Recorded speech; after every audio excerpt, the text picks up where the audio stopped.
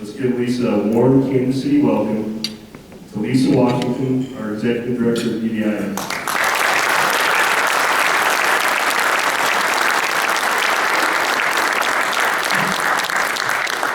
Thank you so much for that introduction, and it's an honor to be here.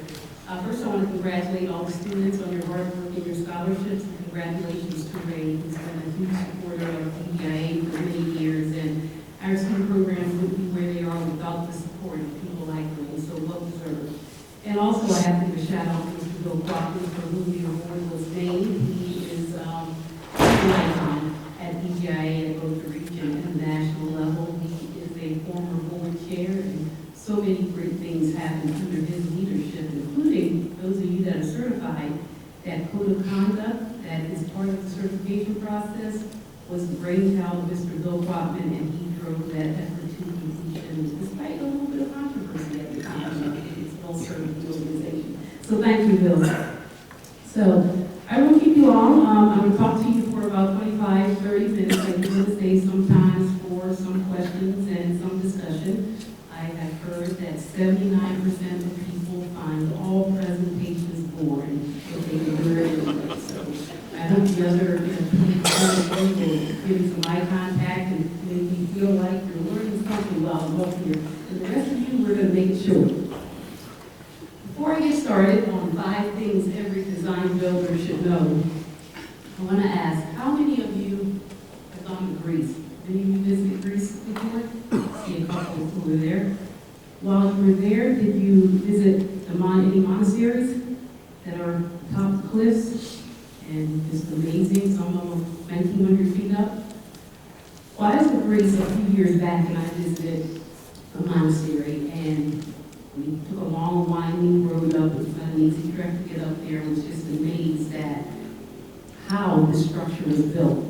And while we were there was a guide that talked about how the monks used to get up to the monastery when they really wanted to be secluded. They were built atop the hilltop for security so that they could have peace and quiet while they were in prayer.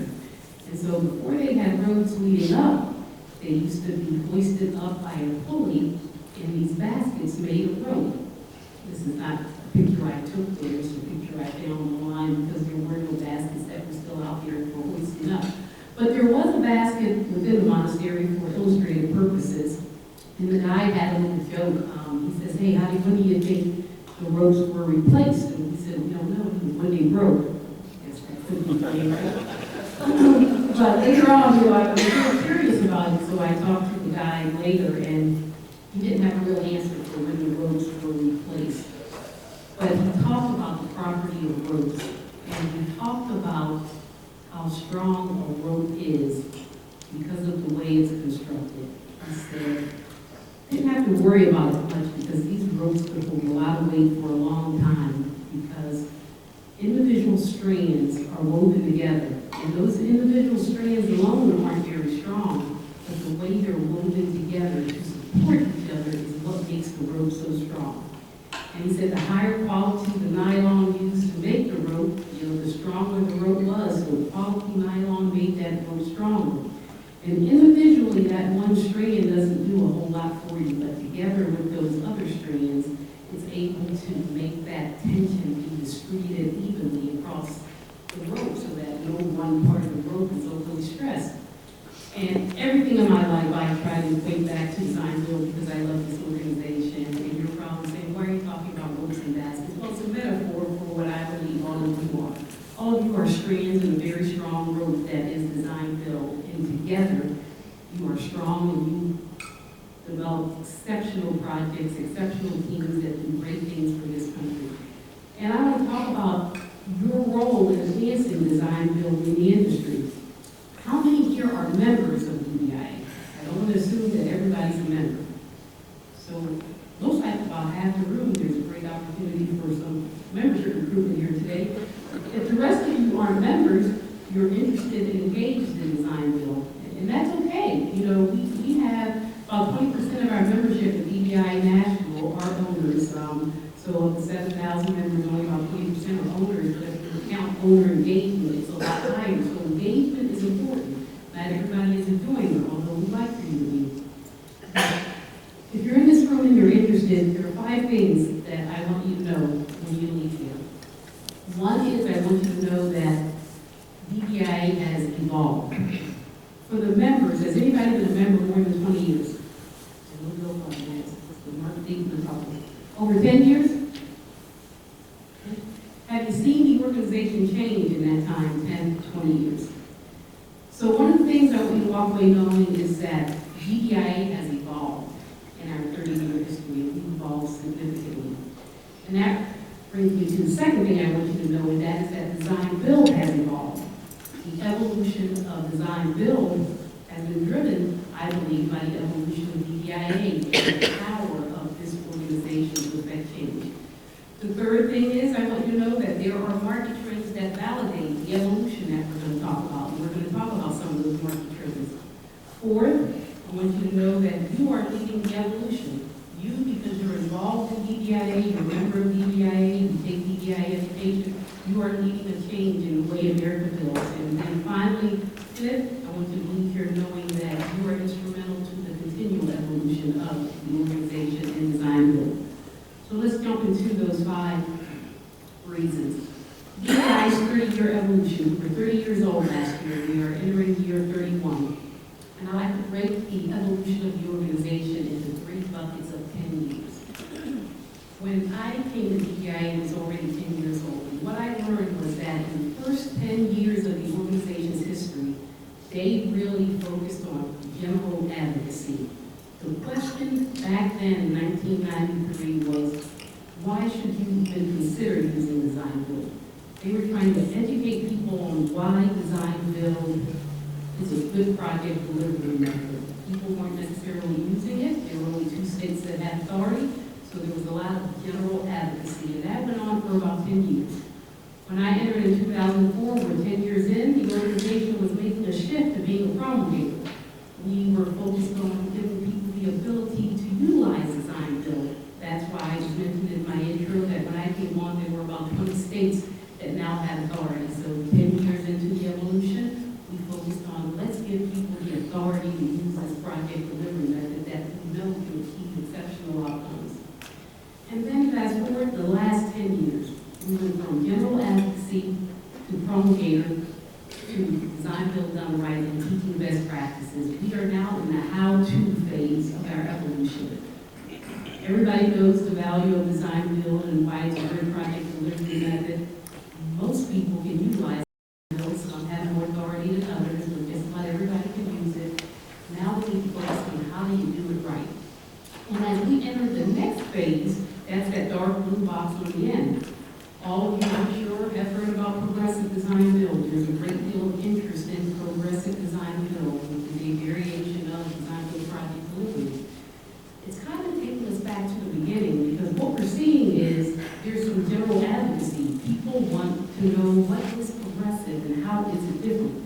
So the organization is working to develop that consistent messaging so that we can educate on it. And then we're fast forwarding. It's not taking 10 years this time. We're looking at being a promulgator. How do we get progressive design build authority? This past year, we had about 6 states pass legislation specifically for progressive design build. And the next phase we're working on, we're rolling out some updated curriculum this year that talks about the how-to of progressive design build.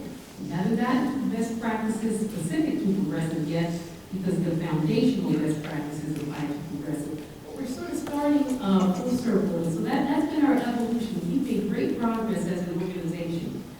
And that progress has driven change to Design Build. If you look over those 30 years, when we were back there and we were doing general advocacy, it was all about cost and schedule performance. Who's familiar with the 1998 CII Penn State study on cost and schedule performance of Design Build? In 1998, CII and Penn State did a study to look at cost and schedule performance of Design Build compared to Design Build and CMS, and Design Build outperformed. Under Bill Poppin's leadership, again the icon, that research was repeated 20 years later in 2018, and the results were the same but better. Design Build came out as being 102% faster than Design Build, 61% faster than CMS, and about 4% less costly than Design Build. So that cost and schedule performance has been there since the beginning, and that's what a lot of people hold on to with design build. But as time went on, we started to look at the innovative solutions and added value of design build. And we learned this through our awards program. Quite frankly, we would solicit award winners for design build awards, and we would see the innovation inherent in design build. How design build was very well suited for those very complex projects that needed solutions that required whole team input.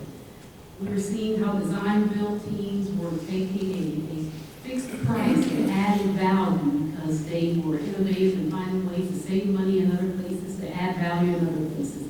So we started to talk about design build in the context of so much more than cost and schedule performance, but also innovative solutions and added value. Then we transitioned to triple bottom line success.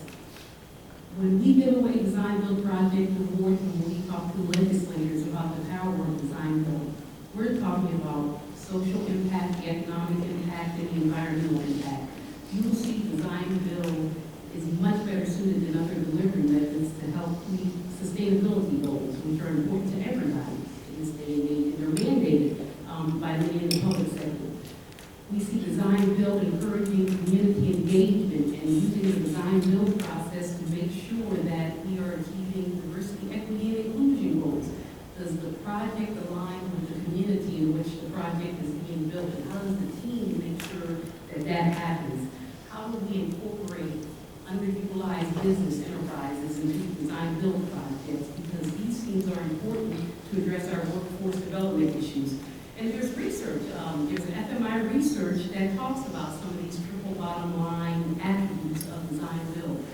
So design build has gone from a project delivery method that was clearly exceptional at meeting or exceeding cost and schedule performance to one that is about so much more: innovative solutions, triple bottom line success, underutilized business enterprise engagement. And that's where we sort of made our focus from design build to what we call design build done right. One of the things that is most frustrating for me in this role is I get called quite often from publications like E&R when there's a project that goes south and it's design build right. What I've come to realize is that if a design bid build project goes south, it's the contractor's fault. If a design build project goes south, it's the project delivery method's fault. I said, there's something's wrong with this interpretation.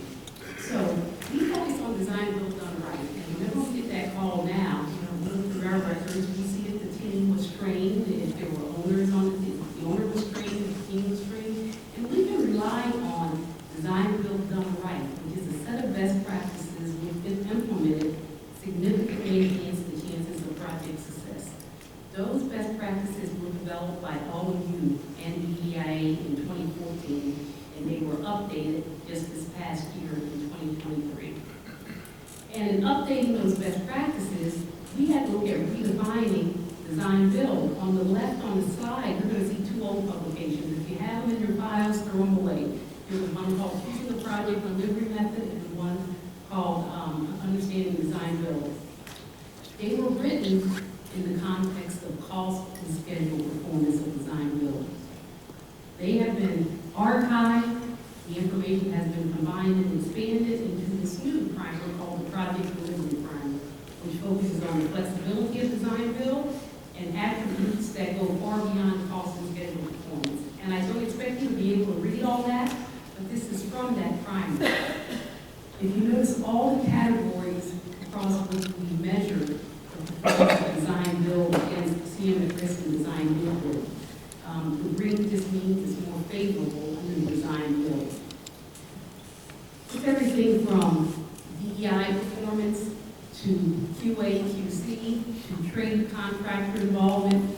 So it's so much more than just cost and schedule performance. And again, all of this is validated in much research that you'll find on the DBIA website. So we redefined design build, and we packaged it under the design build done right umbrella, because what that does is that helps us explain those projects that might go awry. Usually, it's a case of someone believing that design build is just a matter of going from a design bid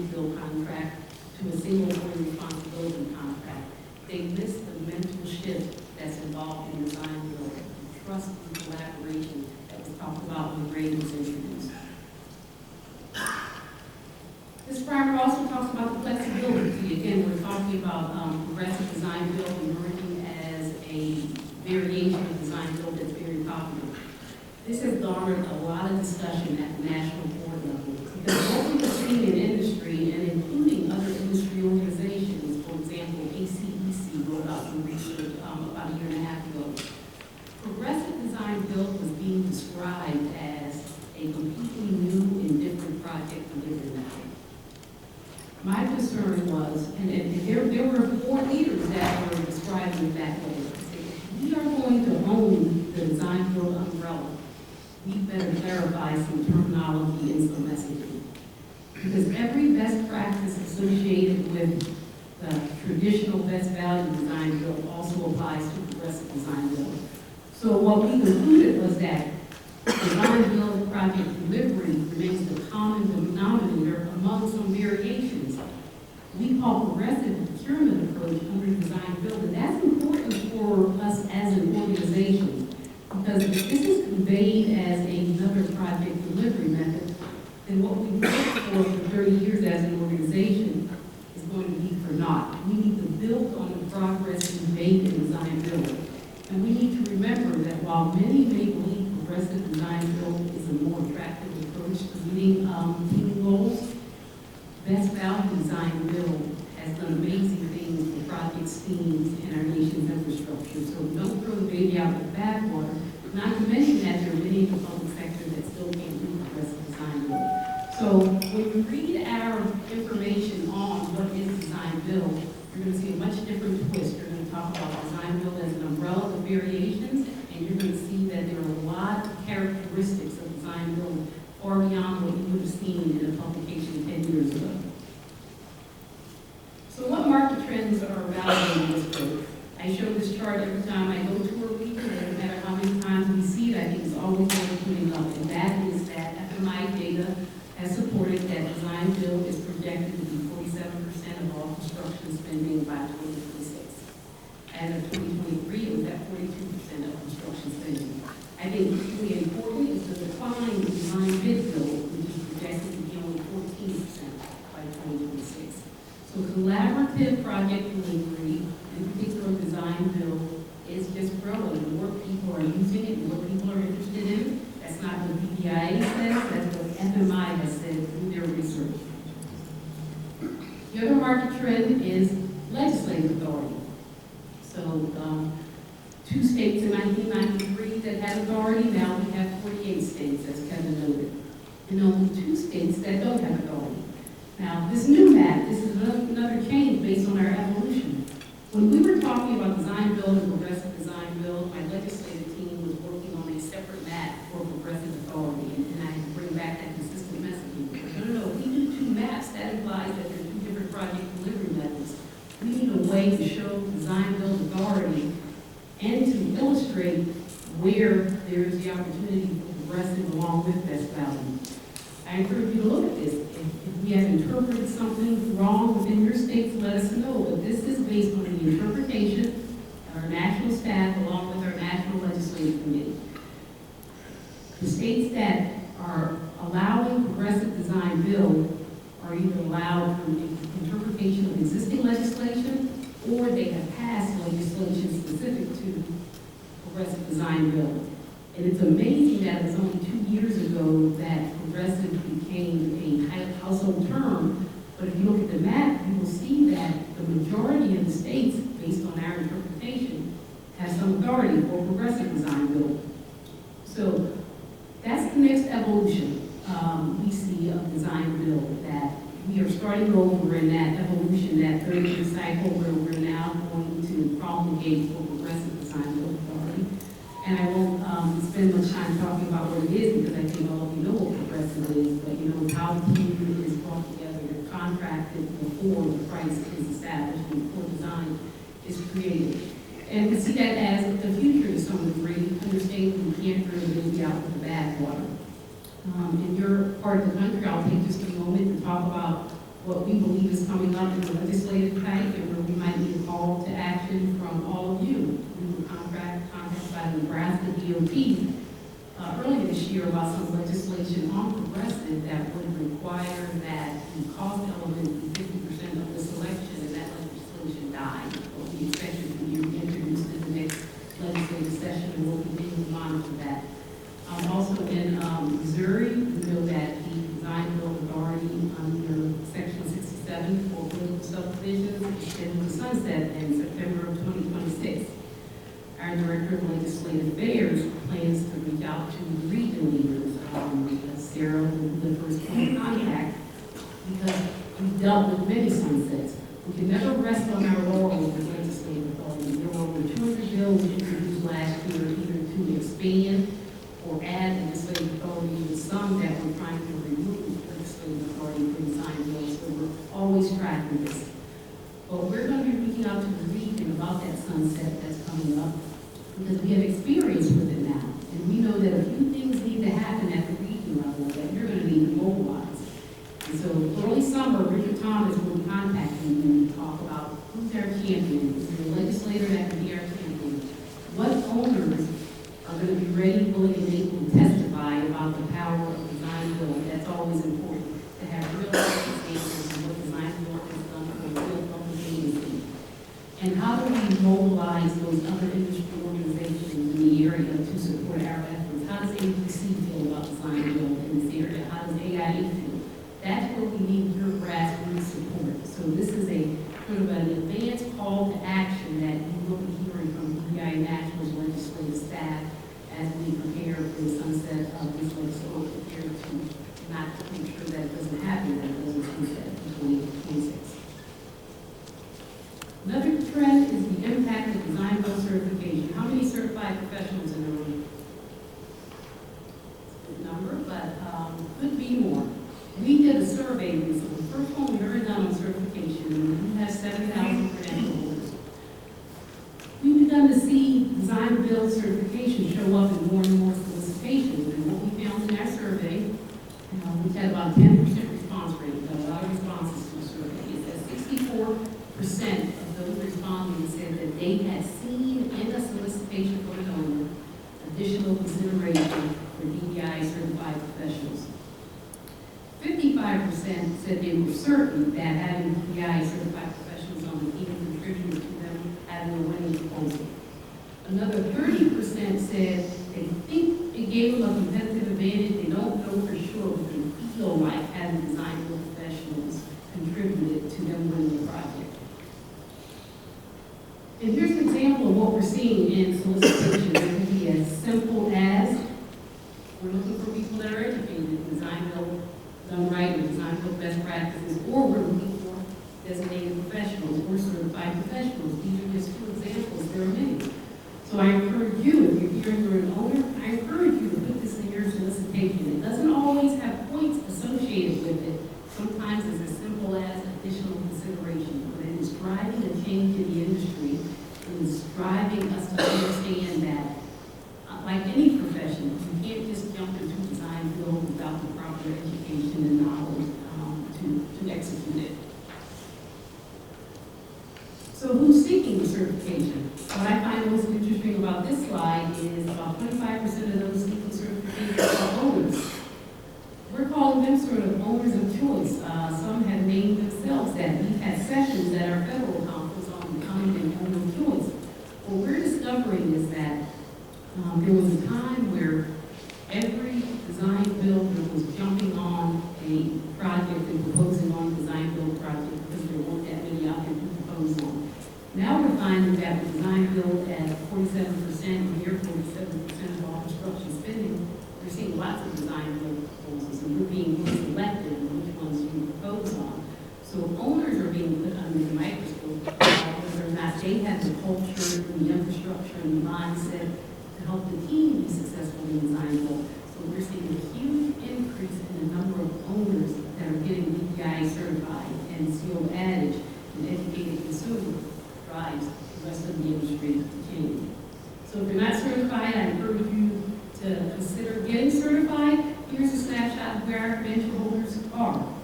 It makes sense. Look over to the left coast, where our Northwest region and our Western Pacific region are.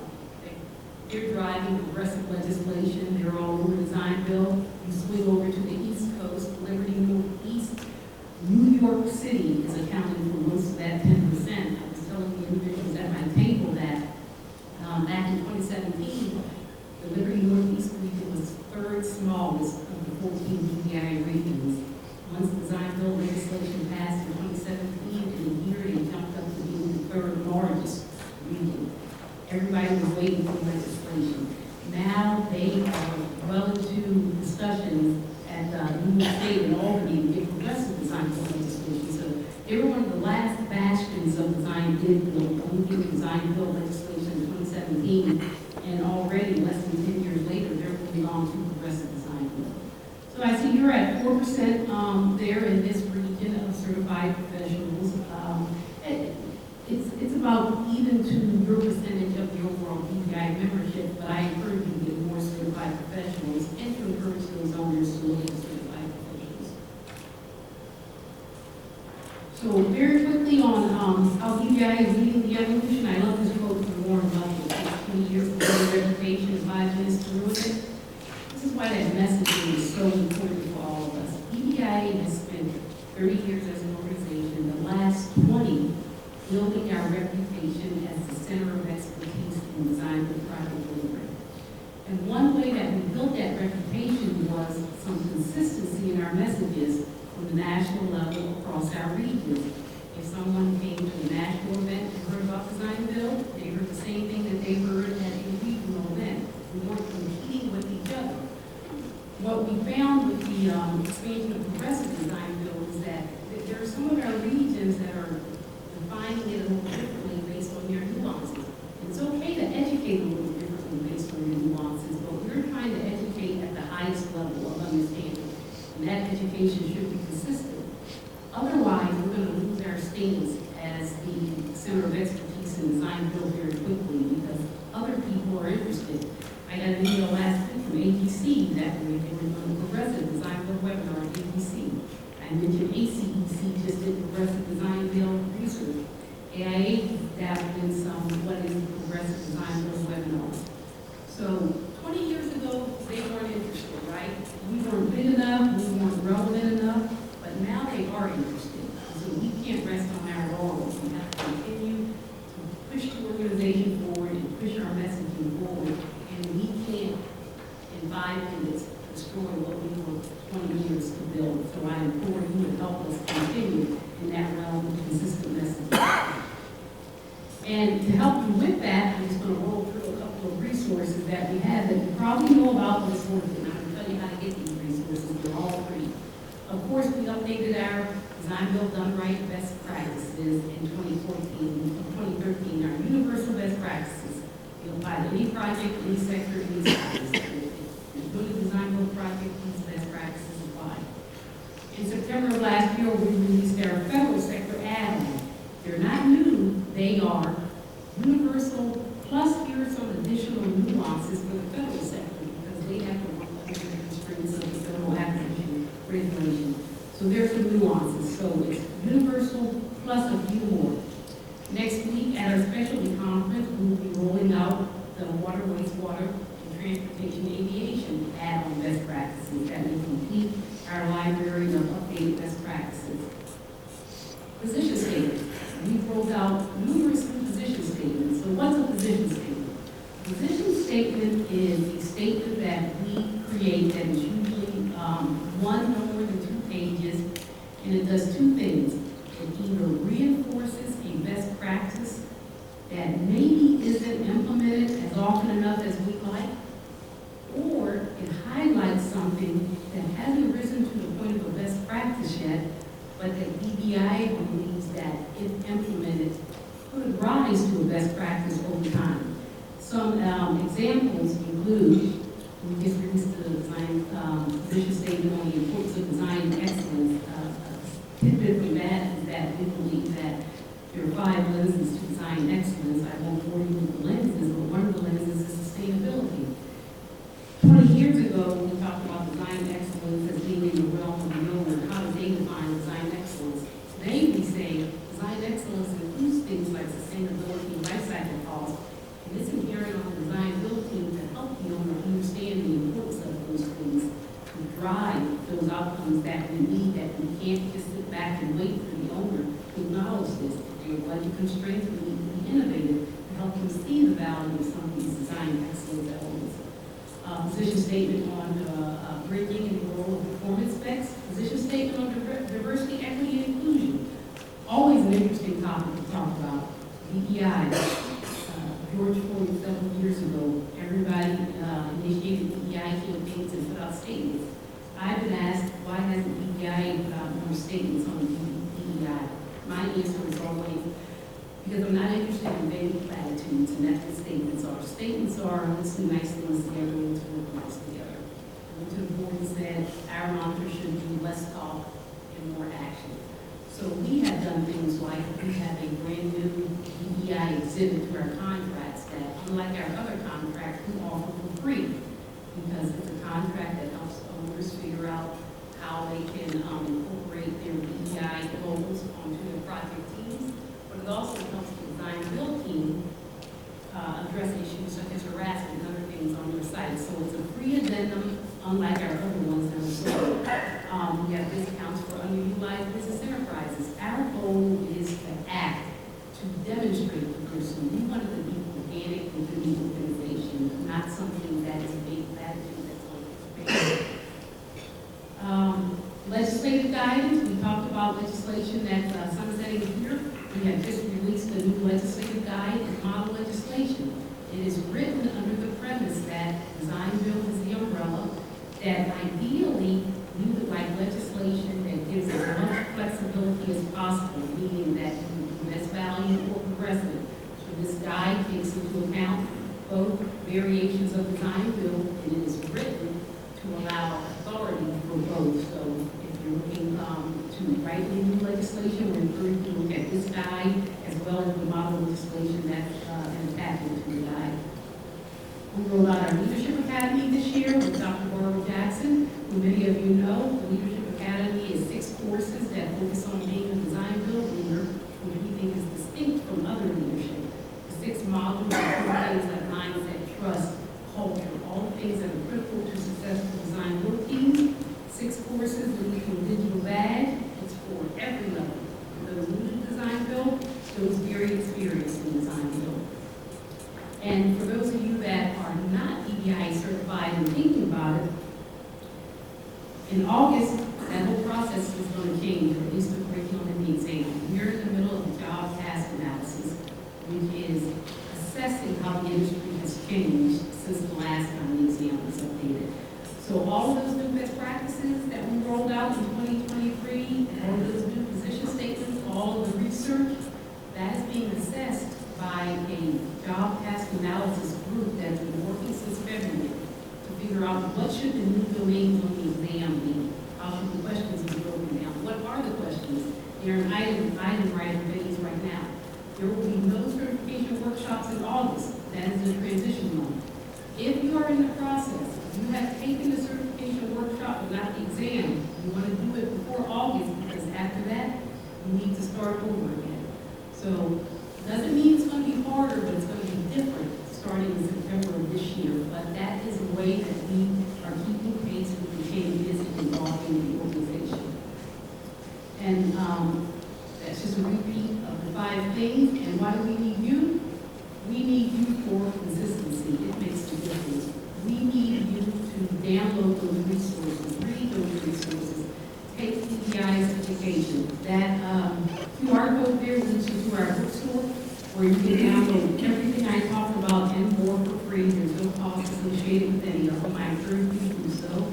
And I encourage you to encourage others to take the training, to come to our webinars. There are so many ways to get educated. And I will leave you with this thought.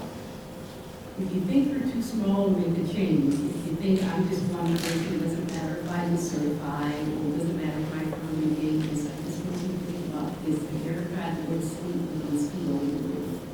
If you're not too small to make a change.